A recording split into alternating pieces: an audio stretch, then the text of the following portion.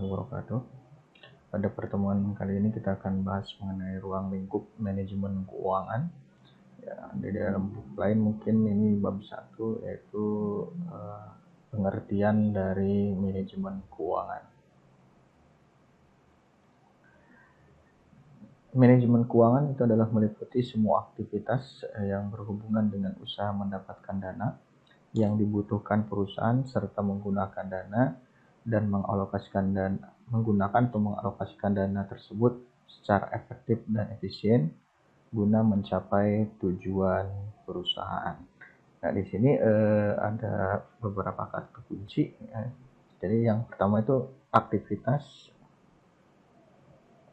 yang berhubungan dengan mendapatkan dana, kemudian ada menggunakan dana atau mengalokasikan dana untuk mencapai tujuan perusahaan. Nah, ini kata kunci dari pengertian manajemen keuangan. Ya, secara umum bahwa manajemen keuangan itu semua aktivitas yang berhubungan dengan usaha untuk mendapatkan dana ya, yang dibutuhkan oleh perusahaan serta menggunakan dana atau mengalokasikan dana tersebut secara efektif dan efisien untuk mencapai tujuan perusahaan. Apa sih tujuan perusahaan itu? Tujuan perusahaan, ini basic goalnya, tujuan dasarnya, tujuan utama dari manajemen keuangan atau dari perusahaan didirikan adalah untuk memaksimalkan nilai pemegang saham. Ya, jadi tujuannya adalah untuk memaksimalkan nilai pemegang saham. Indikatornya adalah indikator dari pemegang saham itu nilainya maksimal. Yang pertama adalah nilai perusahaan yang maksimal. Yang kedua adalah harga dari saham yang maksimal.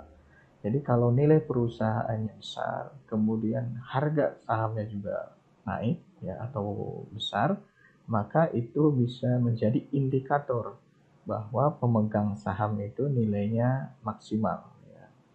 Dan nilai para pemegang saham. Jadi intinya tujuan utama dari didirikannya perusahaan itu adalah untuk memaksimalkan nilai pemegang saham.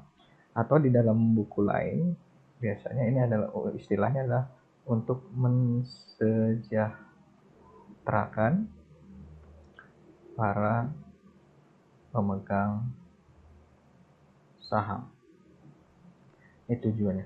Indikatornya ini ya, nilai perusahaan maksimal ya.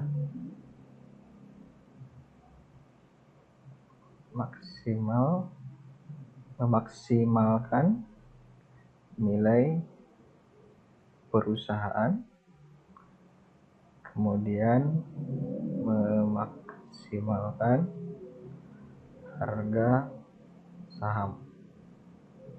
Ya. Memaksimalkan nilai perusahaan. Apa sih yang menjadi nilai perusahaan?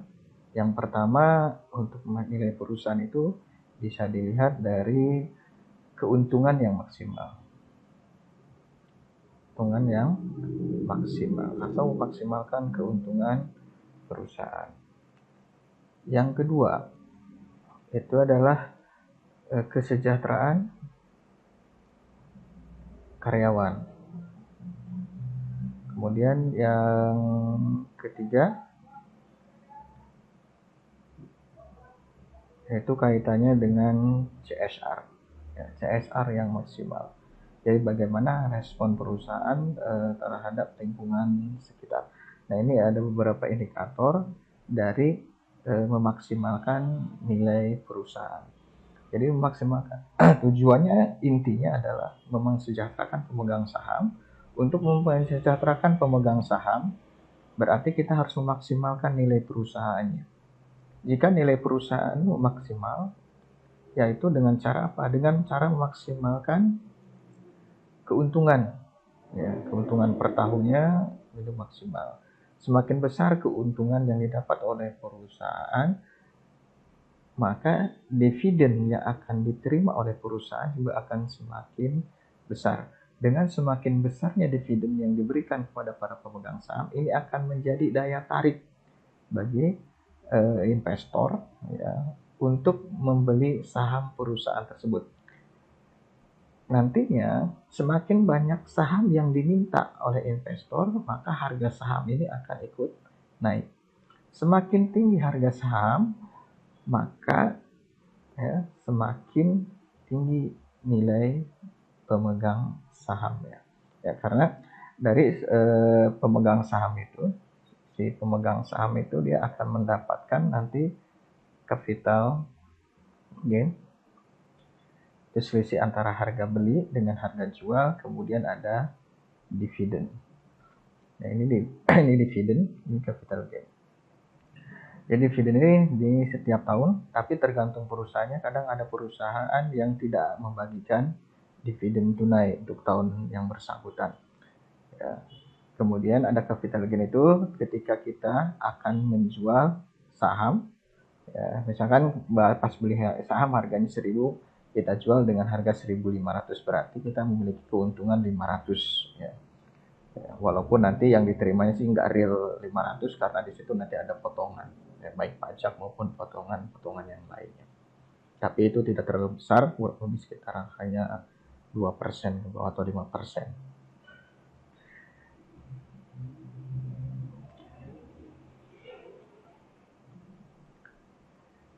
Untuk proses manajemen keuangan, ini kaitannya dari fungsi manajemen keuangan. Tadi diambil dari pengertiannya bahwa untuk manajemen keuangan itu adalah semua aktivitas yang berhubungan dari mencari dana, menggunakan dana ya, secara efektif dan efisien untuk tujuan perusahaan.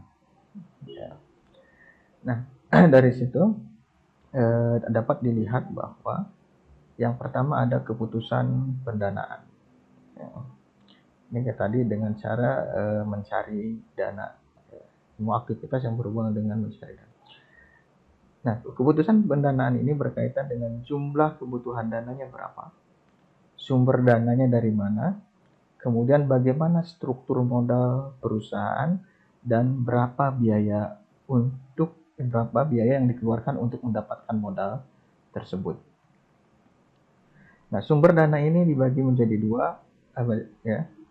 Ada jangka pendek, kemudian ada hutang jangka panjang, ya, hutang jangka panjang, dan ada yang dari modal sendiri. Modal sendiri itu berasal dari laba ditahan atau dengan cara menerbitkan saham. Nah, dana yang sudah didapatkan masuk kepada penggunaan dana untuk kegiatan perusahaan. Nah, seorang manajer keuangan atau manajemen keuangan harus mampu memilih alternatif investasi yang menguntungkan dan harus bisa menilai penilaian investasinya dan memilih berbagai alternatif investasi tersebut. Jadi pilih alternatif investasi, misalkan ada 1, 2, dan 3 alternatif investasi. Nah, dari 3 alternatif itu dinilai penilaian investasi. Nah, penilaian investasi ini nanti kita akan belajar di manajemen keuangan kaitannya dengan capital budgeting. Ya. Itu ada penilaian investasi, bisa dengan menggunakan payback period, kemudian net present value, kemudian bisa menggunakan IRR, bisa menggunakan probability index. Nah, dari beberapa alternatif penilaian tersebut, kira-kira investasi mana yang paling menguntungkan? Nah, setelah dipilih, maka investasi tersebut tentunya akan beroperasi. Dengan beroperasinya perusahaan, ya, maka akan ada pendapatan, ya, akan keuntungan. Nah, dari keuntungan tersebut nanti dibagi. Ya. Ada keuntungan yang dibagikan dalam bentuk dividen, dan ada keuntungan yang tidak dibagikan ya, sebagai laba ditahan. Ya. Nah, ini di sini ada dari kegiatan operasional itu akan mendapatkan laba bersih. Laba bersih itu ada yang dibagikan dalam bentuk dividen, ada yang laba ditahan. Ya, laba ditahan ini untuk digunakan lagi sebagai tambahan modal sendiri. Nah, 3 poin inilah yang disebut sebagai fungsi dari manajemen keuangan atau manajer keuangan. Yang pertama itu adalah fungsi pendanaan, yang kedua fungsi keputusan investasi, dan yang ketiganya adalah fungsi kebijakan dividen.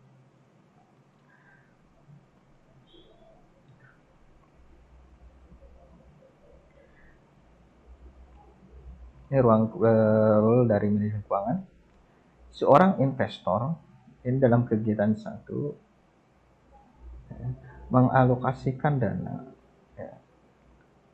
oleh seorang manajer keuangan. Jadi seorang manajer keuangan dapat dana dari investor, dikelola atau diinvestasikan dalam kegiatan operasional perusahaan. Biasanya investasinya itu dalam aset berwujud.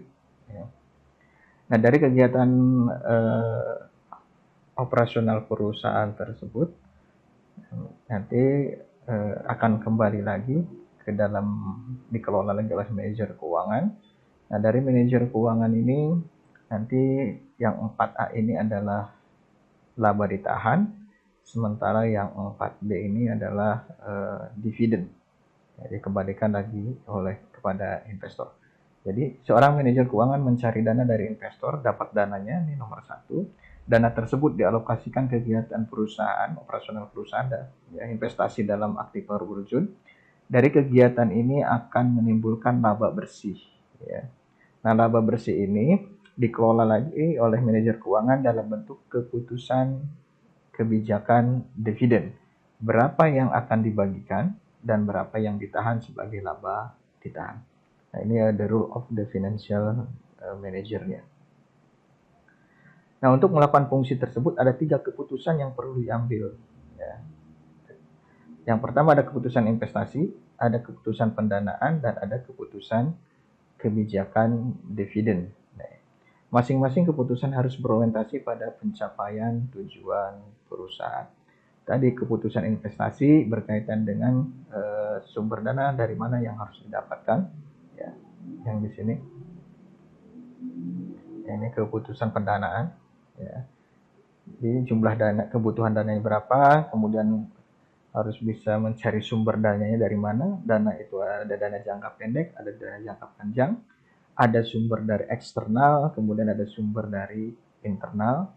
Kemudian dalam penentuan jumlah dana yang dibutuhkan juga harus melihat struktur modalnya.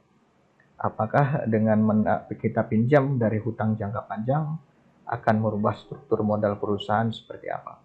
Karena kaitannya nanti dengan resiko perusahaan. Kemudian harus bisa menghitung biaya modalnya. Jadi biaya yang dikeluarkan untuk mendapatkan modal tersebut. Itu biayanya besar atau biayanya kecil. Nah, dari beberapa alternatif itu pasti akan dilihat adalah yang memberikan biaya modal yang terkecil.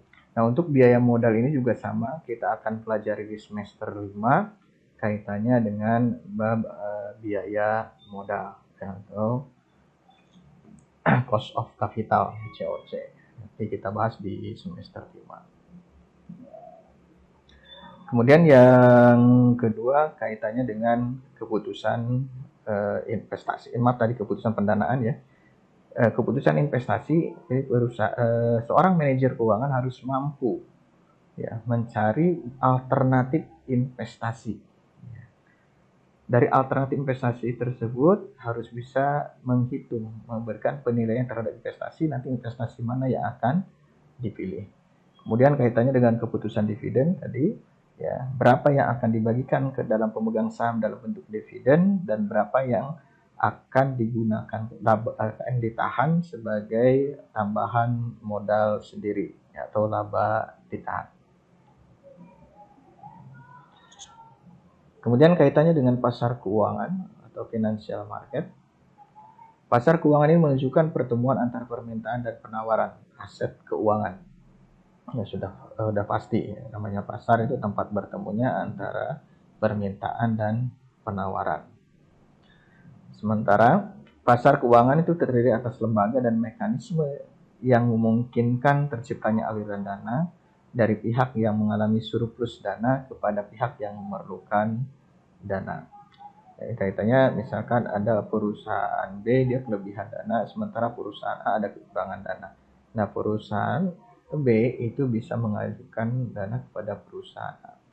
Ya, sehingga banyak juga beberapa perusahaan itu pemegang sahamnya juga adalah perusahaan-perusahaan, bukan individu. Ya.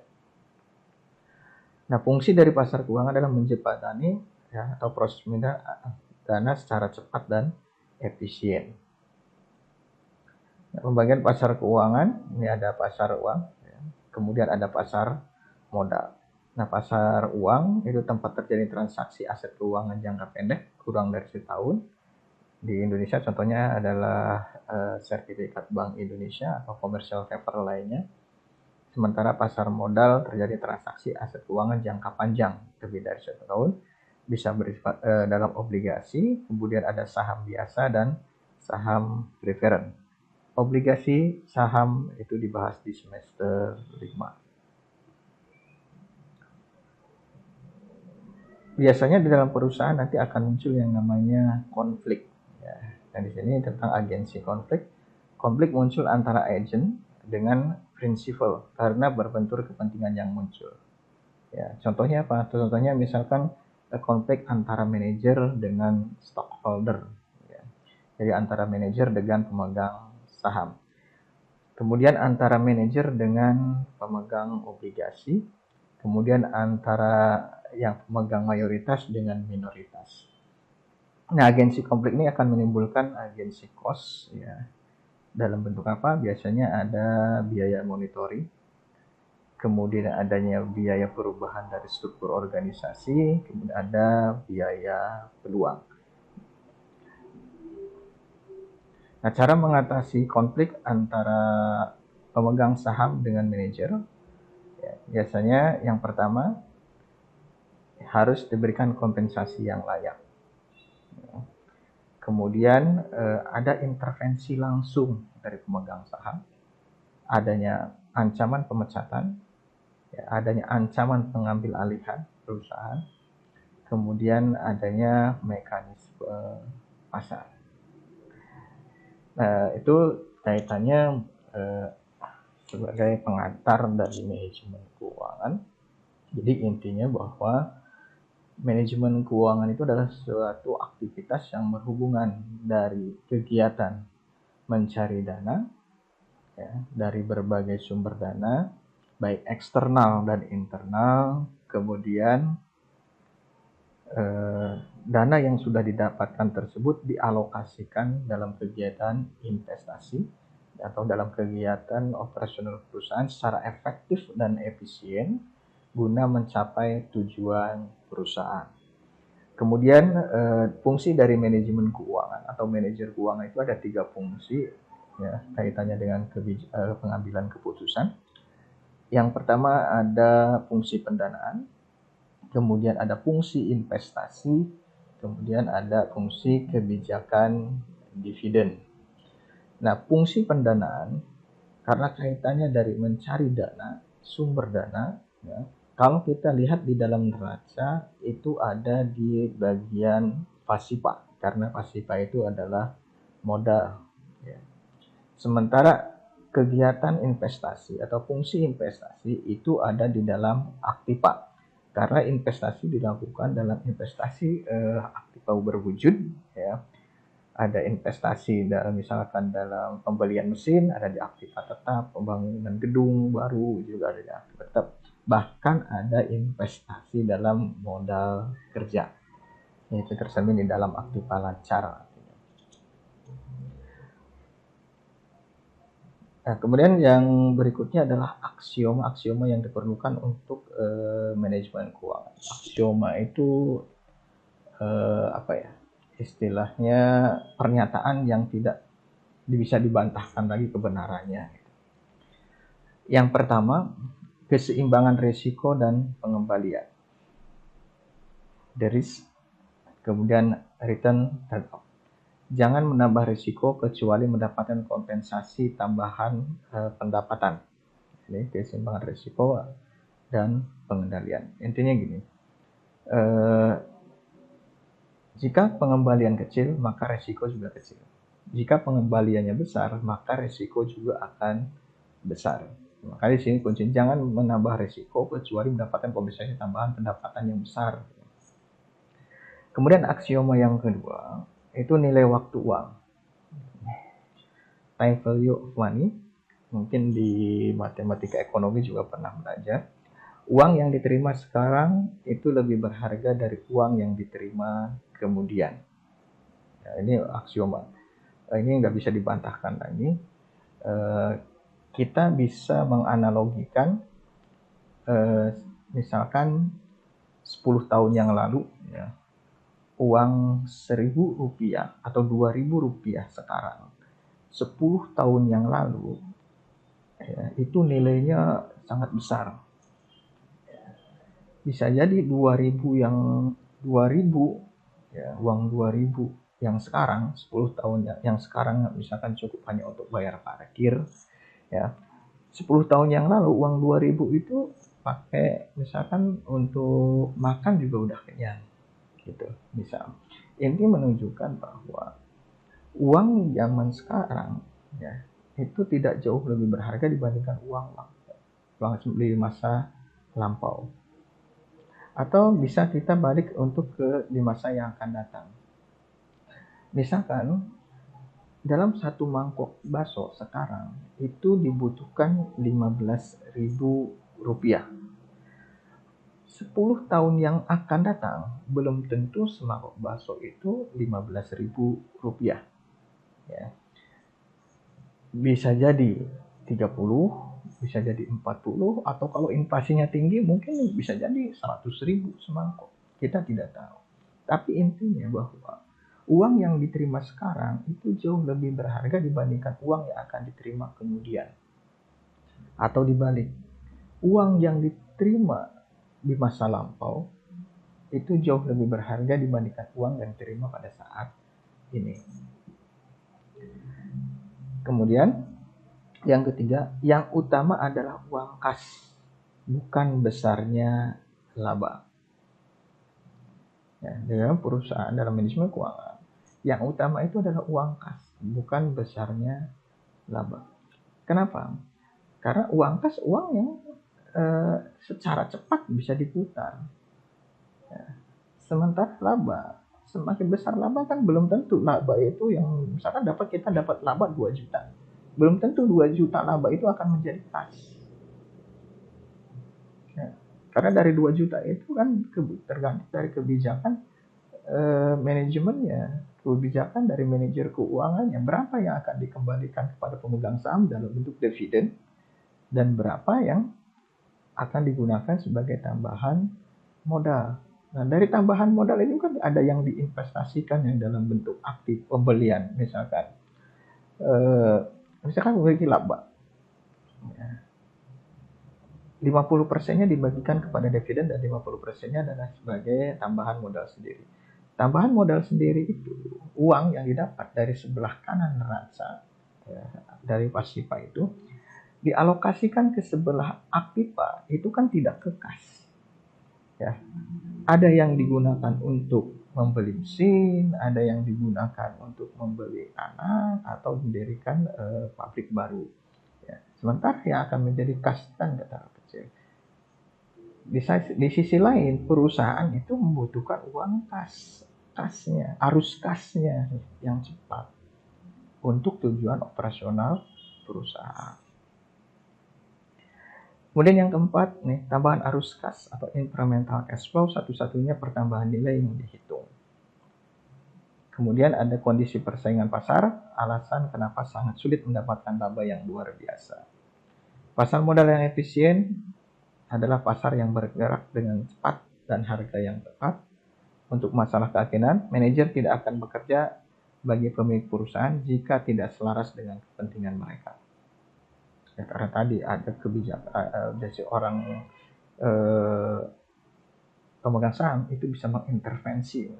Kalau dia tidak mau ya udah, karena ada bisa dipecat, udah diganti karena tidak sesuai dengan keinginan si pemegang saham. Karena pemegang saham itu, ya, stockholder itu adalah pemilik perusahaan. Misalkan kita ya, membeli saham 100 lot, 1 lot itu berarti 100 lembar. Nah, kita itu adalah pemilik perusahaan tersebut. Ya. Cuma tadi nanti kaitannya dengan masalah keagungan itu adalah mayoritas dengan minoritas. Kita sebagai pemegang saham yang minoritas. Kalau cuma 1 lot mungkin hanya 0,000000 sekian persen. Nah, sementara yang pemegang saham mayoritas biasanya yang kepemilikannya besar. Misalkan kepemilikannya 0,5% itu udah besar. Kalau yang individual ya. Kalau pemilikannya di atas 5% biasanya adalah perusahaan lain. Tidak semua resiko itu sama. Ada sebagian resiko yang dapat didiversifikasi, ada sebagian resiko yang tidak dapat didiversifikasi. Ya. Jadi ada resiko yang bisa diminimalkan dan ada resiko yang tidak bisa diminimalkan. Melakukan sesuatu yang benar adalah perilaku yang etis dan banyak dilema etika dalam manajemen keuangan. Nah, ini kaitannya dengan audit nantinya. Ya, kemudian di sini bisa dilihatnya kalau kita sudah masuk ke dalam manajemen laba. Baik, mungkin itu pembahasan kita kali ini. Jika ada yang tanyakan silahkan di kolom komentar yang ada di Google Classroom. Ya, dan jangan lupa nanti ada latihannya dijawab. Ya, silahkan dipelajari terlebih dahulu. Nanti saya akan menyajikan beberapa pertanyaan. Nanti silahkan dijawab. Baik, terima kasih. Assalamualaikum warahmatullahi wabarakatuh.